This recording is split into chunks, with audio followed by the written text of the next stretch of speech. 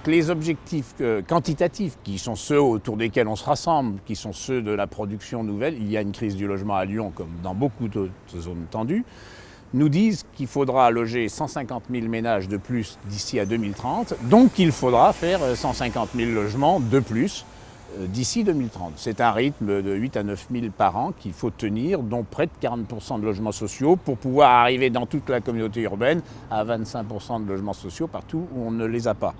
Il a été entamé un très gros effort de renouvellement urbain qui en gros visait à faire baisser le nombre de logements sociaux là où il y en avait 70 ou 80%, à amener du logement intermédiaire et à monter le nombre de logements sociaux là où il y en avait très peu, de façon à avoir une mixité dans l'ensemble de l'agglomération. Ce travail a commencé, il a déjà produit des effets à des endroits qu'on connaît, à la Duchère, à Vaux-en-Velin, à Vénissieux, le marché de l'immobilier a repris. Par conséquent, nous allons poursuivre cette orientation-là qui vise à donner à tous les territoires, d'ailleurs l'ensemble des maires sont d'accord,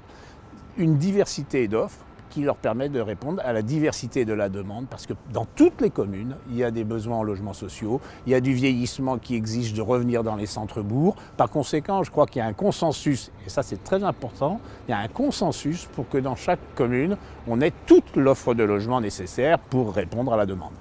La nouveauté, si vous voulez, qu'on ne va plus penser la ville uniquement à travers l'aménagement, l'urbanisme, etc. On va le penser à travers les gens.